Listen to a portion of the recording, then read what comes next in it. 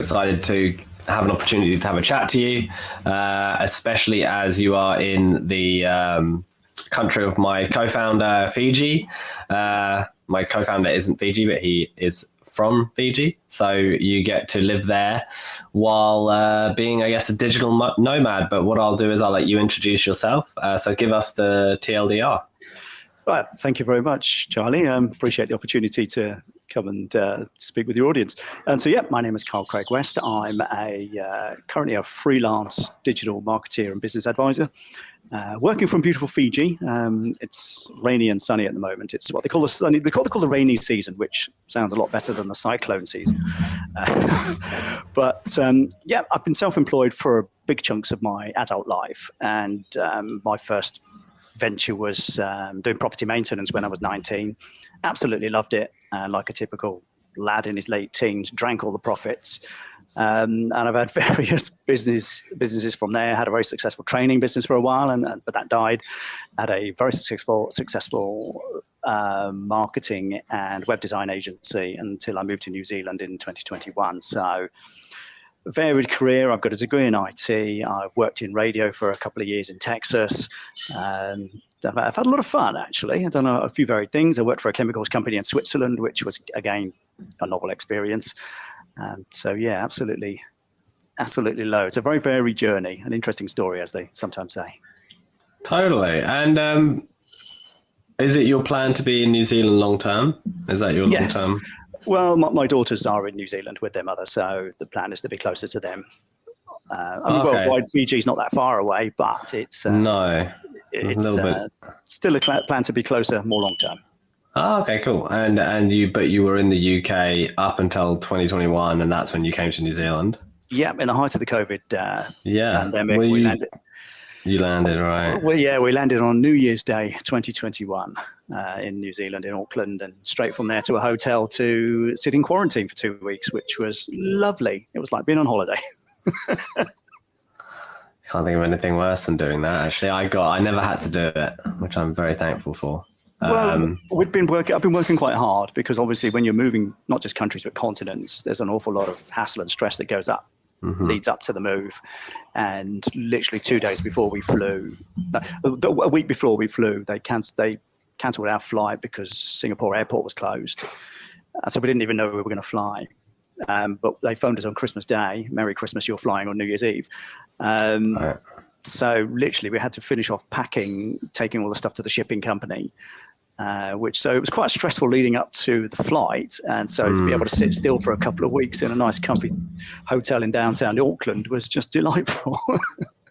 Like a stop. It really was. A forced stop. Yeah, that makes sense actually, because you could. I can see how you. I can see how you could get like that and be like, okay, this is beyond the 4 days that it takes me to really decompress all the kind of things flushing around my head. So as I'm there for 2 weeks, I kind of have to deal with that. Well, it was kind of good because I had my laptop with me. I was able to do some work. I made some videos while we were there. It was just nice to be able to chill out. The hotel was really good. And like I said, it was a forced stop. So we just decided to relax, make the most of it.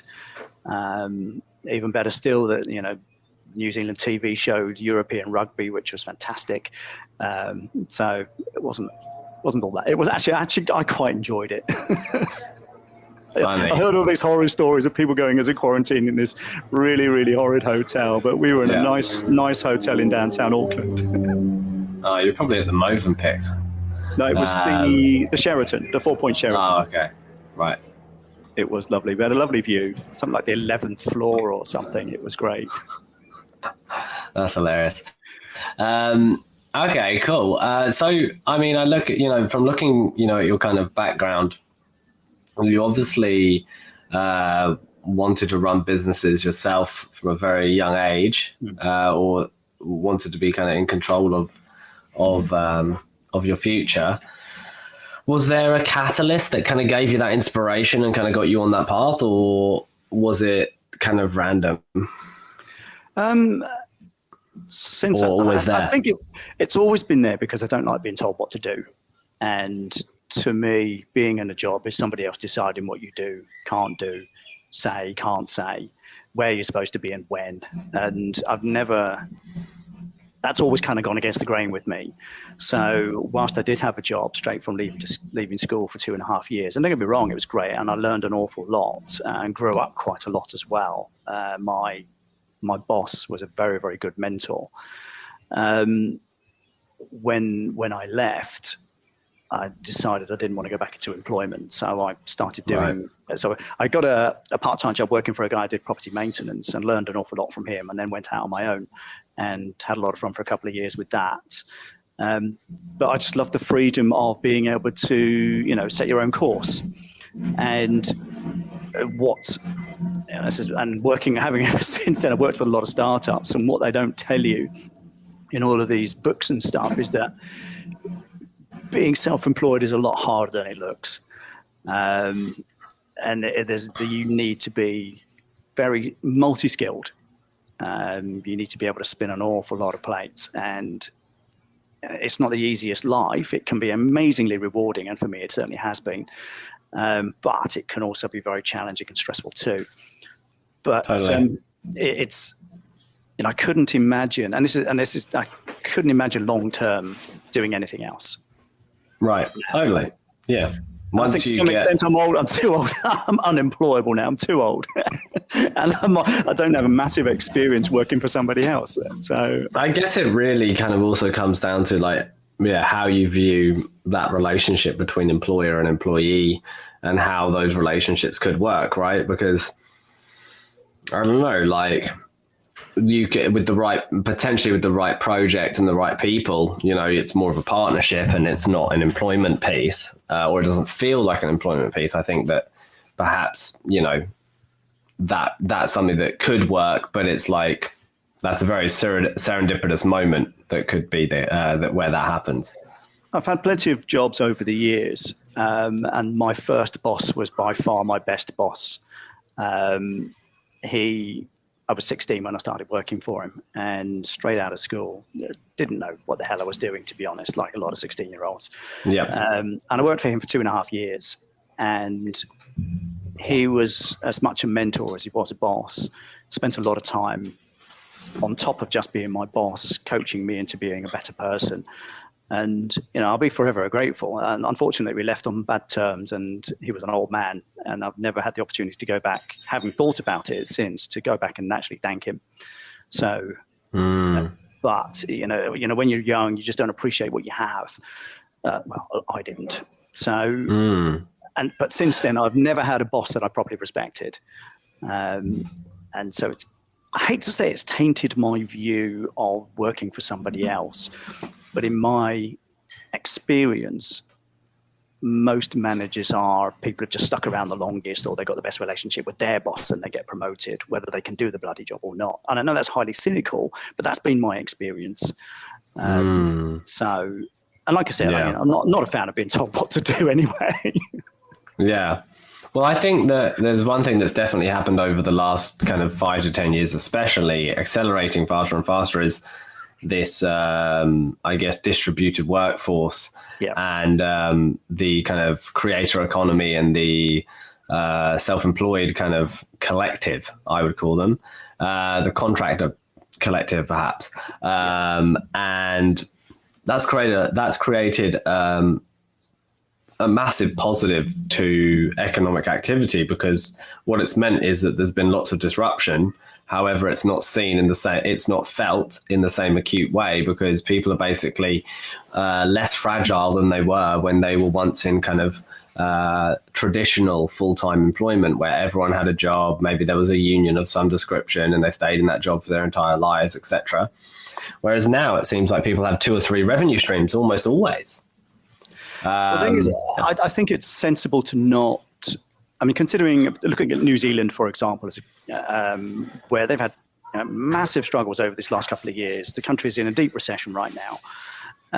People have been made redundant. A lot of arguably surplus government employees. It's not for me to judge, but having that single revenue stream or single income stream is a dangerous thing. There is no such thing as job security anymore. So in my view, it's a smart move to hedge your bets and, give yourself a second option. but that's my view. I know, my former father-in-law was a career civil servant. He couldn't imagine doing anything but that. But even in the civil service, there's no such thing as job security. It used to be cast iron. You could start work at 16 in the civil service and be assured of a pension when you hit 60-something. Yeah. But that's no longer the case. So there's no job security. So like I say, it's, in my view, worthwhile exploring other income opportunities, even while working for someone else. Yeah, for sure. And would you say that you focus very heavily on kind of creating that environment? It's been important for you to kind of have that self-sufficiency, and perhaps that has also influenced how big that you've made your operations. Like, were you kind of wanting to build big teams, or was it mainly a focus on you kind of having fulfillment in the work you did? And I guess, where does that fulfillment lie, do you think, in what you're doing? I mean, there's been a few lessons on this. For the most part, I've been self-employed sole trader, just me. But over the years, I've realized that, if you want to build a business, you just can't do everything. There's just not the time to do everything. So I outsourced stuff like creative design, some of my social media management, definitely bookkeeping. God, I hate bookkeeping. And so, you're not doing it on your own, even if you are a sole trader. Mm-hmm. When I had my web design business, there was at one time there was 6 of us in the business. But I quickly realized that growing a business, having more turnover and having a team doesn't necessarily mean having more money in the bank. You've just got different things to manage. And there were times when I'm thinking, hang on a minute, I'm earning less than half of my bloody employees. There's something wrong here.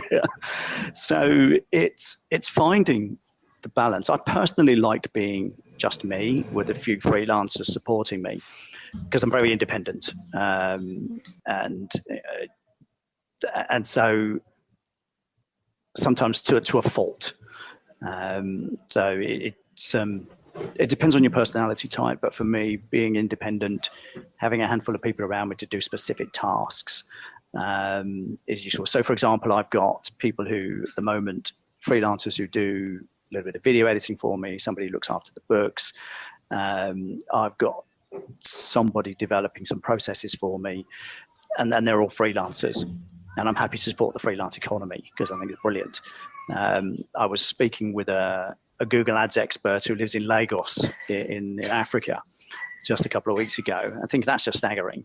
I've got clients all over the place. My most recent in Hawaii.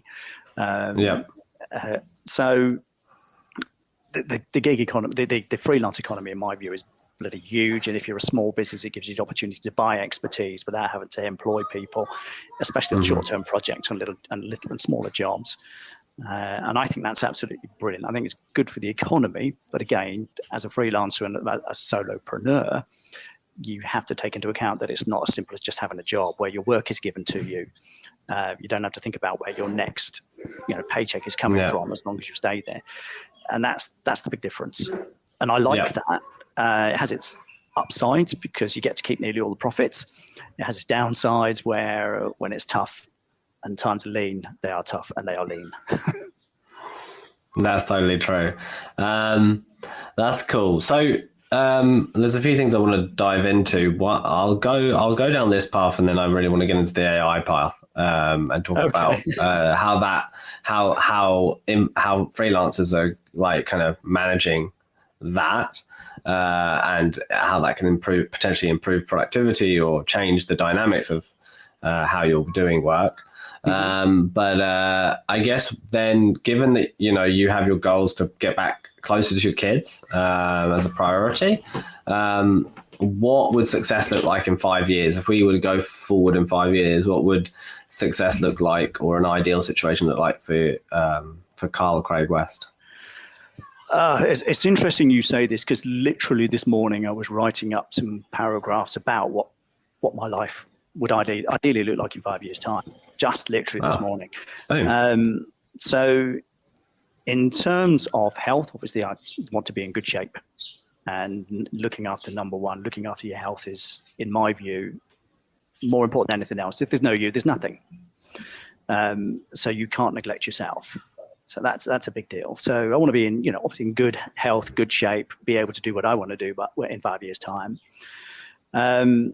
career-wise, I want to have several income streams. I'm developing a couple of YouTube channels and other online businesses as well, which will, over time, develop semi-residual income, potentially generational wealth. And so that's an exciting development because I can see growth there. Obviously, I want to be back in New Zealand, but the ideal for me would be to be living on a boat, moored up somewhere in Auckland. I kind of had a vision of being moored in Milford because I like the North Shore. So I've even got the boat that I want to have as well. Very clear picture of the boat, very clear picture of the car that I want, very clear picture of the things that I want to be doing. So and where I want to go, what I want to spend this residual income on. But the key thing is to be in New Zealand, close to my daughters, to be spending time with them, helping them with their lives and their careers, and to be able to leave them something, when I'm gone, because no one lives forever. Okay, cool. And so I guess, part of your motivation is to leave some sort of advantage to your family when you pass, having equity of some description to pass on, that's residual beyond the cost of obviously what it is to get old, and deal with all of that stuff. And then I guess we were talking about this pre-podcast, but given that you're a freelancer and you've done it for a long time, essentially you've done it before most people were doing it, where it's obviously much more common these days. Yeah. And where the world's going and the developments in AI, which are obviously going to affect how you do your business, but it's definitely going to affect our kids. So how do we prepare our kids to have a life where they have any sort of stability and structure? Oh, gosh. Memory serves. A guy called Heraclitus in around 300 BC said, everything is flux. Things are constantly changing. And death and taxes are the only absolute certainties. So it's the kids these days are growing up. Well, okay, let me take a quick step back here. I was a teacher for a couple of years when I got made redundant from being an IT manager. I was a maths teacher. I don't think there's any long-term side effects. But I quickly realized that a teaching career for me wasn't for me. But what I realized at the time, and sadly the picture has only marginally improved, again, in my view, the education system is teaching kids how to be employees. And sadly, the job market is, as we've discussed, shifting away from long-term job security. So people are going to have to be far more flexible, far more multi-skilled to be able to go out into the workforce. So what in my view I want to leave to my kids is that it's wise to be self-sufficient as much as you can. It's wise to have multiple income streams. Yes, you can still have a job, but make sure there's something else which is supporting you as well. So if you do lose your job, and in the New Zealand economy at the moment, it's difficult to get another job unless you're a construction project manager, then you have to have an option to go all in on to make something else work. There is, you cannot put all of your eggs in one basket financially, career-wise now. And I just think it's going to become even more fragmented going forward. So in terms of AI, I remember, about 18 months ago, ChatGPT came onto the market with a flurry. Lots and lots of people were panicking about losing their jobs. In fact, even one of my friends who's a lawyer in Auckland, she asked me if her job was going to be replaced by AI. And I said, well, it's unlikely because AI will not be able to take your client's individual circumstances and apply the law to their circumstances sufficient to make a case. Yes, it can find the law, it can help you pick out key points of the law, it may be able to help you find precedents, etc. But every client is unique. And the expertise of a lawyer is not knowing the law, it's knowing how to find it and how to apply it to the individual circumstances of a client. And I think it's going to be a long time before AI gets to that level of expertise. I could be wrong, but the real knowledge economy, I think, is reasonably safe from AI for now. Transactionally, the lower end of the economy, transactions and processing, etc., has a lot to worry about from AI. So in my view, everybody in all walks of life should be learning AI in some way, shape or form.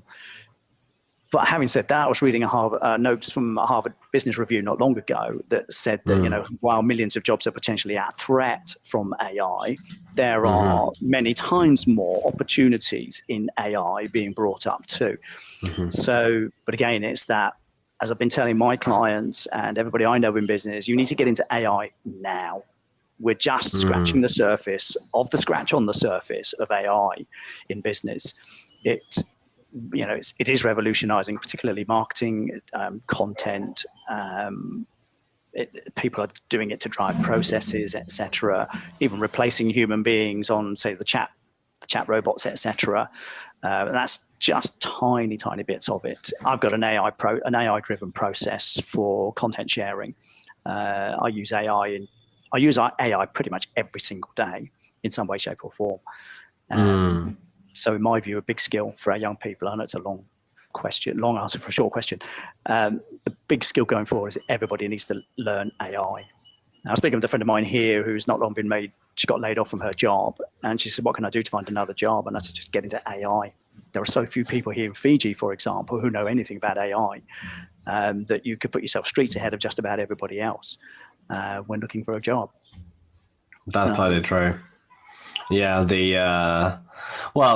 I mean, learning it and understanding it is definitely an advantage. And then, I mean, we've known about AI and been using AI for years, and we built our business with automation and AI at the forefront so that we could basically have a small business, but perhaps grow it quite large. And I think that, some of the tools out there are incredible of how quickly you can put together a process and have that process run automatically.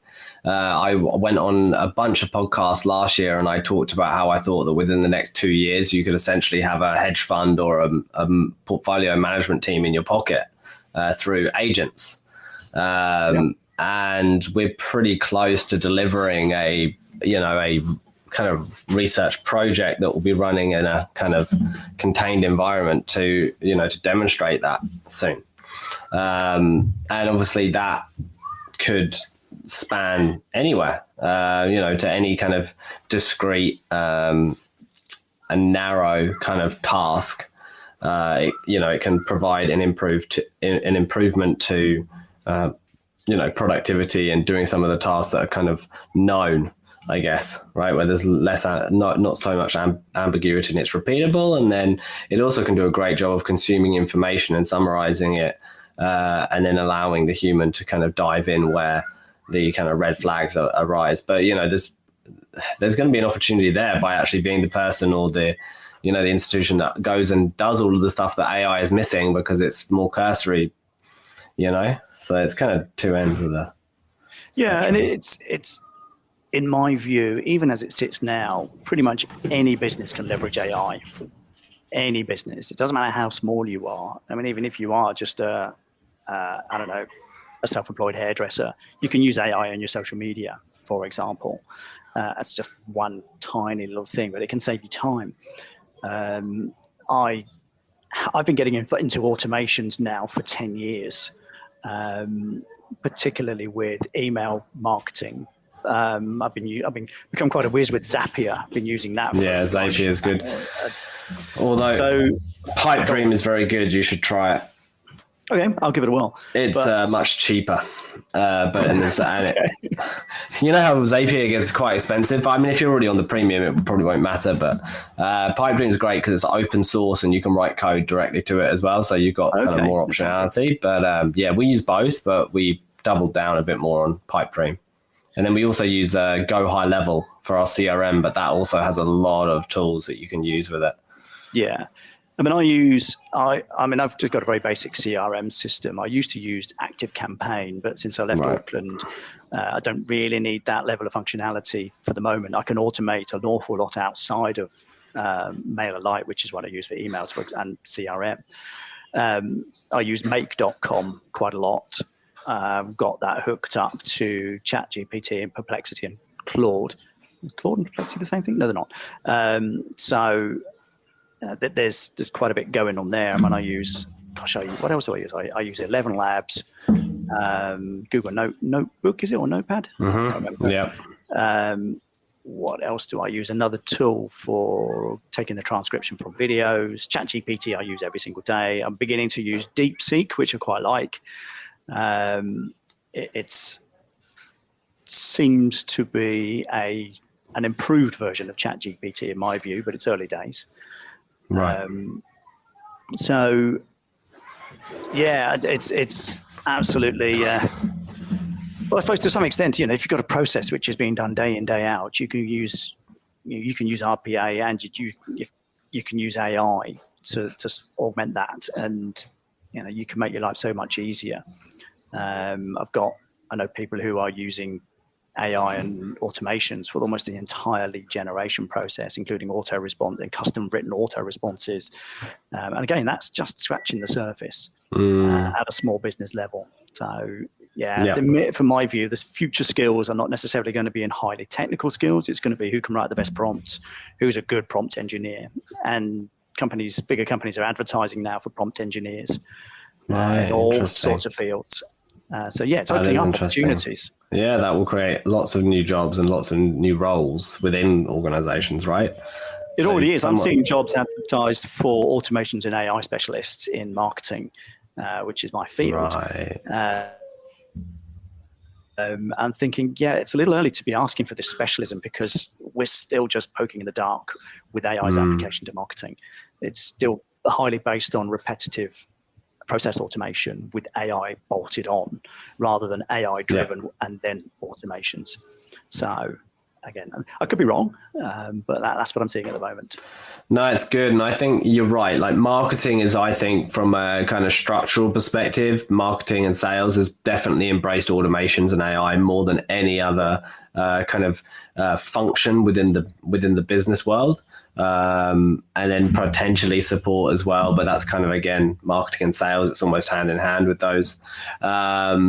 But yeah, I guess other than that, maybe continuous, let's see, CI/CD and development, like software development, there's a lot of automation that goes on with that and testing and so forth and deployments.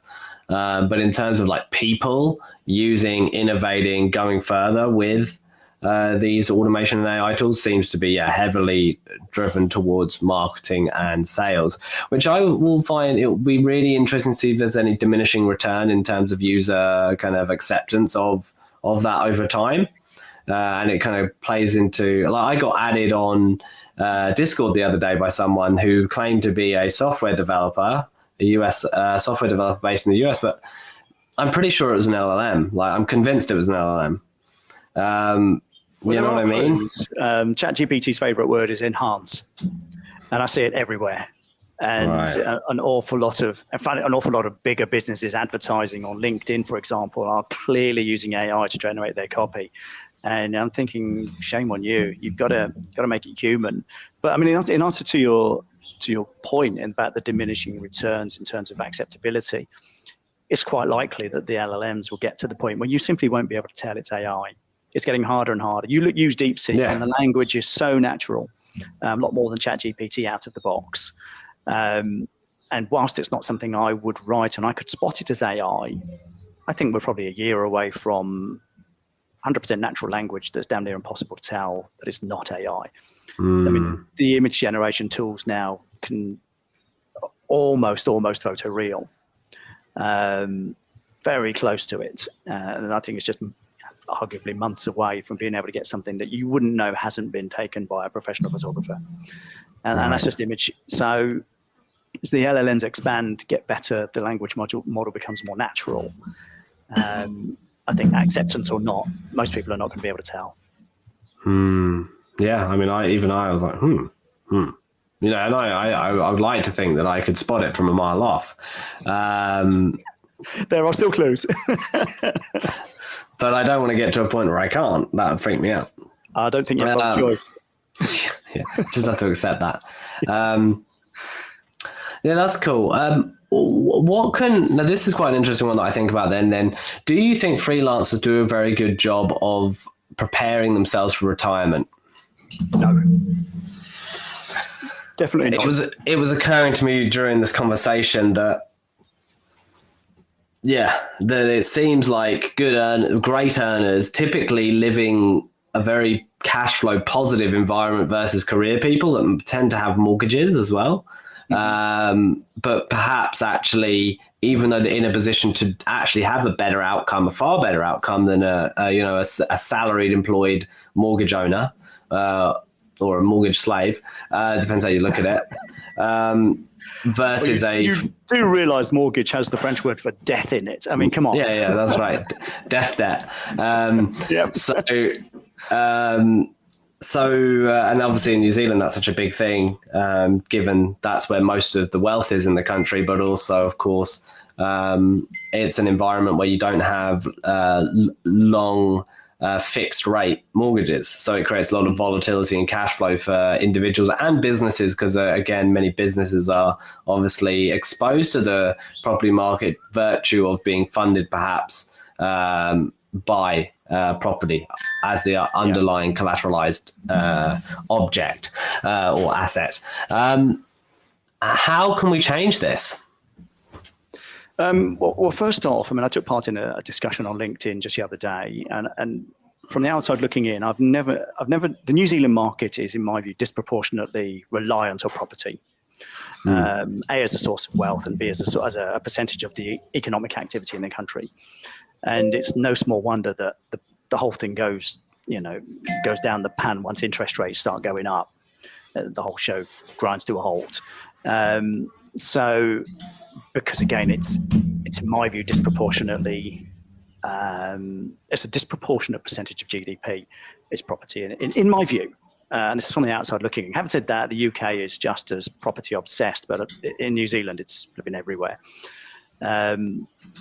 So, how can we prepare? Diversify your income sources. As simple as that. If you're, I mean, arguably, But if you consume all of your revenue streams, you're going to end up with net zero, right? Because you just have to drink fewer lattes. That's what it boils down to. less eggs Benedict and less lattes. Fewer eggs Benedicts and mince and cheese pies. But no, it's difficult because for those on a tight income now, as I said earlier, being self-employed is and a freelancer is challenging because your income is often uncertain. So when times are good, you can afford to put money away for your retirement. When times are tough, it's very hard just to do anything other than pay the bills now. And I think that's why many freelancers don't prepare themselves for retirement and later life. I know I've struggled, and when I was an employee, I had some money in a pension fund. In the GFC, that was royally stuffed up by those managing my pension fund. What I thought was a decent nest egg, thank you Scottish Widows, turned out to be not worth nearly as much at all. So, and since then, I've been largely self-employed. But it's been very difficult to be able to put money away. The best I can, my best option now, because I'd have to stuff an awful lot of money into a pension fund to guarantee myself an annuity that means I can live in retirement. So my mission is to develop those semi-residual income streams that, even if I'm not working, or even if I can't work, or even if I just decide to bugger off for a month on my boat, I'm still bringing money in. Well, that's an asset, right? That is an asset. And actually your income is an asset. And I argue, I don't argue it at all. I actually talk to people because we do financial well-being consultations for employees within employers that want to help their staff with their financial literacy. And I often go to them and sometimes they just come on their own and they're actually self-employed, or, they just come on their own merit, and they might even be a small business owner. And some come through employers. And, I often go, well, you should really think, like you're kind of alluding to, you should really think of your income as it is today, whether you're employed or unemployed, as an asset.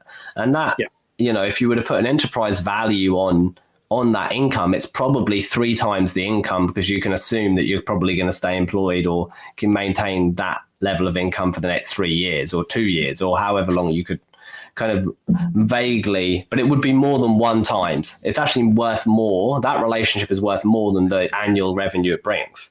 You could definitely argue. And and that's an asset. And then if you have a YouTube channel that brings in a certain amount of cash flow, you can say, well, that asset is worth something, isn't it? It does have sale value.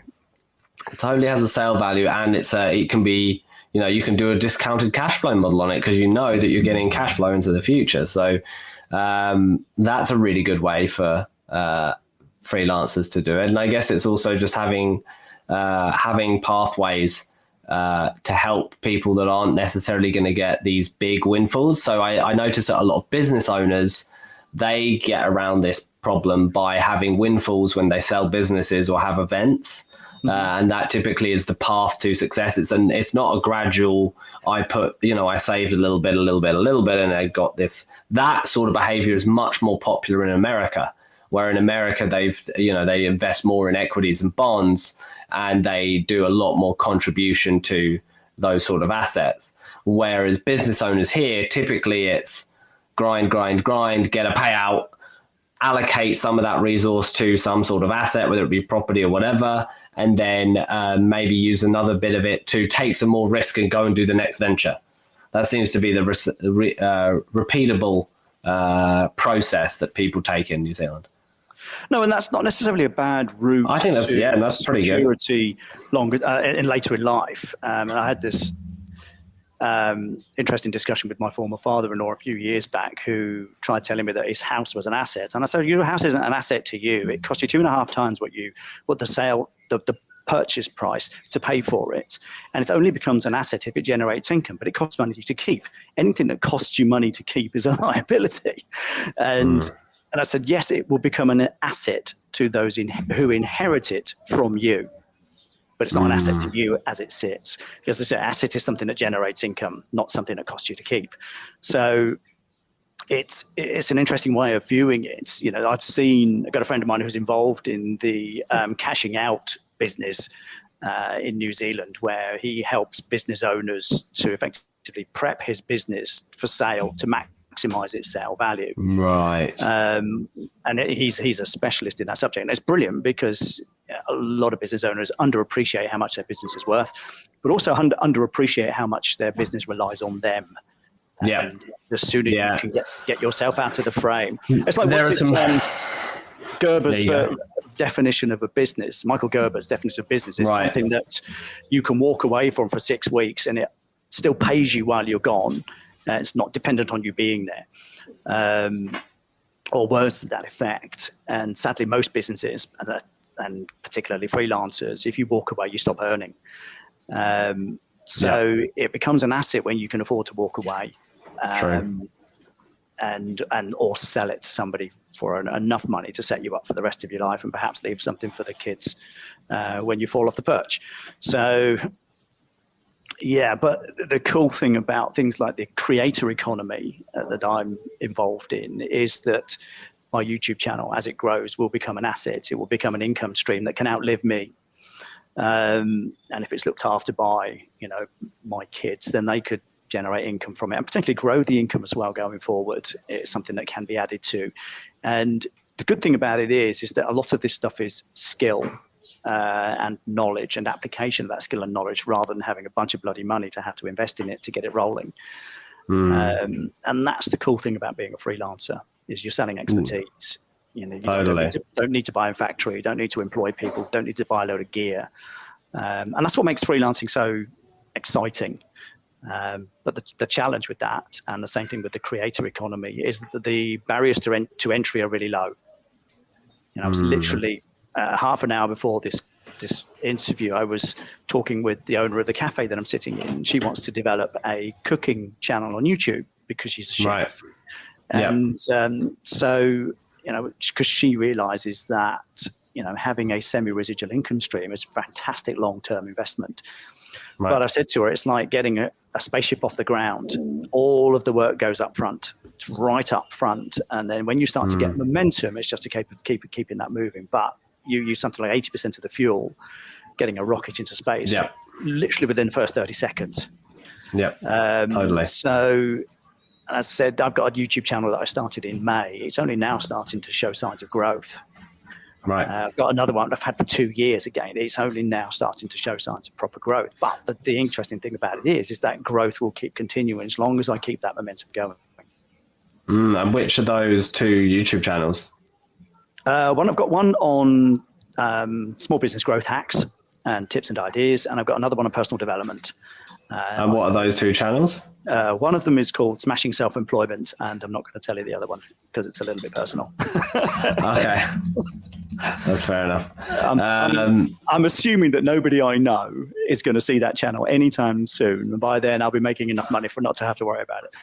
And is that, so it's obviously that one's more controversial. I wouldn't say controversial, but I talk about some of the aspects and things that have happened in my life over the last few years, and particularly from my upbringing, for example. In terms of our psyche, as who we are emotionally, personally, a lot of who we are comes from when we were very young and those formative years, often until we're in our 20s. And so that's more of a personal journey. So for the time being, I'm focusing on growth without necessarily having to put my name on it. Okay, that's cool. Yeah, nice. No, that's awesome. But it's obviously it is obviously interesting also that is that one the channel that's growing faster. Yes, personal development is far more popular on things like YouTube than growth hacks for a small business. Right. They have different markets, and that's the key thing now. It's completely, people have different motivations for going onto YouTube to learn how to grow the business than they do about learning how to deal with procrastination, for example. Yeah. So totally. It's understanding your audience. The secret to all marketing. Understand your audience. Yes. Yes, absolutely. So just coming into land then, what would you give? If someone wanted to start getting a residual income, where is the best undervalued place to look? Because I don't want to hear Fiverr or Upwork. I want to hear what's a little gem that or a hack that might not even be a product. It might be something you've done to get that initial momentum. I've actually done a similar exercise with a few people who were thinking about starting up a side hustle. And I've got and it always starts with, what are you interested in? You've got to do something where you have some interest. Because for example, I spent a good few £1,000s, 15 years ago, buying a course on how to do Forex and market trading. Which was brilliant. But when I started actually doing it, I thought, this is really boring. So I stopped doing it. And it wasn't necessarily a waste of money because I could go back to that. I've still got the resources and it still applies. But I thought, okay, I was doing it because I was interested in the money, but I wasn't actually interested in the work. In the game. And the money is less important to me than doing stuff that I'm interested in and excites me and engages me. So first of all, I would say, find something you're interested in. As long as it's not, stuff like VHS videotapes, you may be able to find a market out there. And then, what are you interested in? What excites you? What could you do for free as a hobby and absolutely enjoy day in, day out? And the more time you can spend on that, the better off you're going to be. And then the next thing is, can you identify a market where people might actually pay you for that? So, for example, I bring marketing expertise to small businesses. That's what I get paid day in, day out for. I build websites for small businesses. I do a bit of business coaching as well. So I have an expertise that a market will pay for. But it also interests me because I'm fascinated. My big deal is to help people, hence their YouTube channels. I want to help people beyond my original reach. I love sharing knowledge. I love teaching. I love helping people. So those are my motivations. And to some extent, it's not about, yes, the money has to pay the bills. That's the short-term goal. Long-term, my goal is to improve the lives of 1 million people. And I'm not going to meet many of them. But if I get emails from all over the world saying, thanks for that video, it really, really helped change my life, or, you've helped me through a tough spot or something like that, or, oh gosh, that real nugget made a big difference to my business. That to me is what it's about. But I would say, find something you're interested in. Try and investigate to see if there's a market. Are other people getting paid for this? that doesn't necessarily matter that, there may be loads of people doing it. There are loads of people doing what I do. But is there a market for it? The next question would be, can you do something slightly different? Maybe not necessarily unique, but can you approach it from a different angle? My friend Grant, who used to run an IT business in the UK, he did a seminar once saying there's no such thing as a USP, unique selling proposition. I thought that was a fascinating. I went along because I was curious about what he was going to say. And he said, well, there are very few unique businesses out there. Very, very few. The best you can do is to find out what your differences are. Why are you different? What can you bring which other people can't? Or is there an angle that you can bring into the market which maybe other people haven't considered? When I have a web design business, for example, we offered, even to small businesses, a payment plan for their websites. No one else in our market was doing that. Nobody. And we also offered a money-back guarantee as well. And whilst building building websites wasn't unique, but we just approached it with a very slightly different approach. And we, even if we were more expensive, we tend to win the work based on the fact that you can pay for it over 6 months, no problem, even as a business. And if we build it for you and you do what we recommend, we train you to do with respect to creating content and marketing your website, we guarantee that it'll make a profit or you get your money back. And nobody else was doing this. Building a website isn't unique. What we were doing in the market was doable by anybody, but so few people did. And in the 7 years that I offered the money back guarantee, I gave money back just once. But I don't know how many times we won the work because we were guaranteeing what we were doing. Totally. I mean, we're just about to launch a membership model for our product. So our product's free to use and it's very cost effective, but we didn't want to be a cost effective business. We wanted to be a financial service and an institution that could actually provide value and basically demonstrate their value through a membership rather than hidden fees or management fees, and encourage transacting. And one of our pieces will be a 30-day trial before the payment even goes out, but also just a money back guarantee on it, because we stand by the product. And I've noticed that most people that have done that have like one or two examples where they've actually ever had to actually do it. The thing is, we knew, and I know it's kind of sneaky, it was in the terms and conditions that they had to write a minimum 3 blog posts a month and promote those blog posts out onto a minimum of 2 social media. We knew, because we'd done the research, that the likelihood of them every client doing that was maybe 1 in 15, 1 in 20. So, most clients didn't meet those minimum T's and C's to get the guarantee. And so, having said that, we knew that if they did that, then their website was going to do well in the search engines, and it would have paid for itself. It's as simple as that. It's cause and effect. But we don't. I like the plan. I like the adjustment in the business model with the payment plan. I think that's really smart. Very few people go down to a car dealership and lay down a few £1,000s for a car. Most people finance it. So we thought, hang on a minute, why can't we just set up a 6-month payment plan with a software like Go Cardless and say, right, you can pay for it over 6 months. We'll have your website finished in somewhere between 4 and 6 weeks. And once it's paid for, it's yours. And it was brilliant. We even had multiple package options as well. So again, we gave people options as to what kind of package they bought. And, we had a basic, a standard, and a whole shebang web marketing pro package. That's what it was called. And we wanted people to buy the middle one, the standard.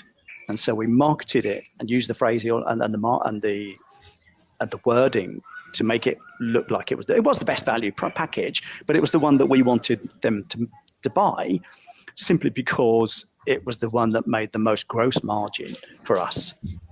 And it was, using these levers, use it with all this combined meant that every time I went to have a coffee with a potential client, I'd sell 2/3 of them, even if we were more expensive than some of the other people they were talking to. And it just made such a difference. The hardest part actually was when we started doing this was keeping up with the amount of work coming in, and I had to grow the business quite quickly, which in itself brought about challenges for bringing people on and getting help. To be fair, early on, I didn't manage that well at all, and had to get I got a grant for some consultancy, and spoke to a friend of mine who was an accountant and business process specialist. And after about an hour talking through him, and he says, "Mate, Carl, you're the problem." I said, "What do you mean?" He says, "You're the bottleneck. You need to delegate a lot more and properly map this process and delegate out the various aspects of it, and give your project management to Claire, who was my designer at the time." Right. And he says, "Because your project management is rubbish and you're the bottleneck." All right. And then you knew. And then I knew, and we did that, and it made a massive difference. It meant that I could focus on the stuff that I enjoyed, which was the sales and the marketing and keeping the whole show rolling. And the team were, managing clients, delivering the products, etc. I could focus on strategy and bringing the work in, which was my sweet spot. That's what I enjoy. And I had the others to do the bulk of the work. So nice. We introduced process. And that's what every business needs. Even as a self-employed person, you need process. Totally. Yeah, I totally agree with that. You need some level of structure, because then that leverages you. So here's a quick tip. Go for it. Saw this with your 30-day free trial. Yeah. It would be worth you will get a slightly better sign-up rate if you say it will even notify you before your first payment, a couple of days before your first payment comes due. Right. Yeah. Duolingo do this on their language app, and their sign-up rate for free trials are high. Yes, they push it and push it and push it if you use the app, but they did the testing on this, and their sign-up rates literally, I think, went up by something like a third when they started saying this to get people to sign up for a free trial. Right. And a lot of people stick, once they realize the benefits of being a full premium member, nearly everybody stays with it. But again, it's that providing that. And we have a few levers that we know that we have a few actions or jobs that we know they need to do in order to get the value from the actual membership to then, like you say, actually get that. So we have, as a part of the membership, you actually get access to financial advisors and health coaches and business advisors. Wow. As many as you like. That's impressive. So our thing is, how do we get you into take the trial and then have you try and meet with one of the health coaches or business advisors or career advisors or financial advisors. And then if we can get you to get that experience with that expert, then we will, we believe we'll keep them, that's kind of our, and then of course the other one is for people that are trying to passively save in a cost effective way, then getting to set up an automatic payment and doing that deposit and the dollar cost averaging. Because what we've basically done is created almost like Zapier for investing. No, it's not a bad idea. I took a look, and your fee structure is quite low anyway. We haven't really talked about the membership yet as a kind of business, because we haven't really launched it. But because what we realized from customer testing was ultimately people need, just at different points in their life, they just need to talk it through with someone. And they might not need financial advice. They might need help with their health, or they might need help making a career decision that isn't about an insurance product, a mortgage, or a fund. It's about, I've been at Visa for 15 years. I've got this nest egg, but I really want to go out on my own.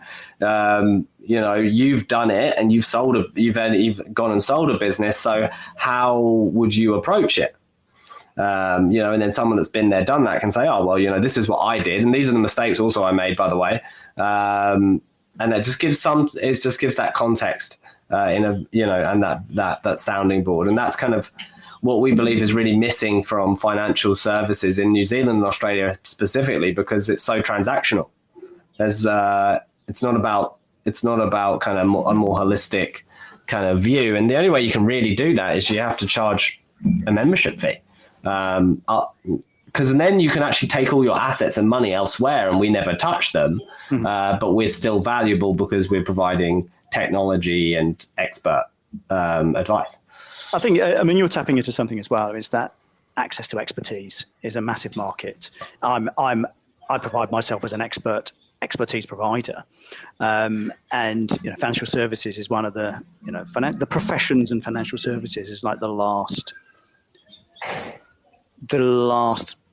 sectors to get into the retained membership style models.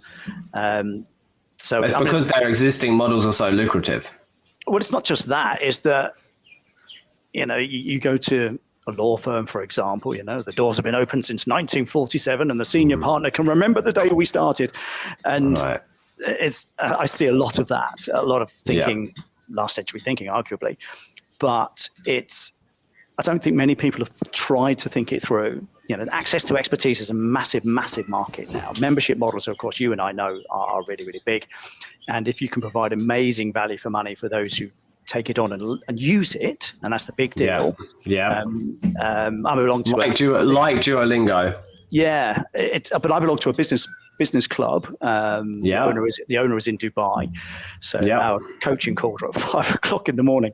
But there's 400 members in this business club, but on these coaching calls, there's rarely more than 20 people, and the value is in the coaching calls. And so it's that, okay, you can have a wide membership, but you'll only get a minority of people actively engaging. And these are the ones you've got to work out a strategy to get them involved, keep them close, keep them engaged, to keep them long term. Right. And that's always the hardest part about, because I looked into this. I started up a membership business 3.5 years ago, and it was fairly straightforward to get people on board, but it was hard to keep them long term because so few people actually engage, even if you are providing value for money. And I couldn't crack it. Right. And I'd hold my hand up and say it's not a model I could make work for me. But I think you've got wide range. I love what you're doing because you've got a range of expertise on offer. Not just money. You've got also health. Yep. You've also got business expertise as well. And to be honest, it's like a one-stop shop for growth. That's right. And I love it. I love the idea. It's basically what would a financial institution look like if Charlie Munger created it, or what would he like? What would he approve of? That's basically my line of how do we do that.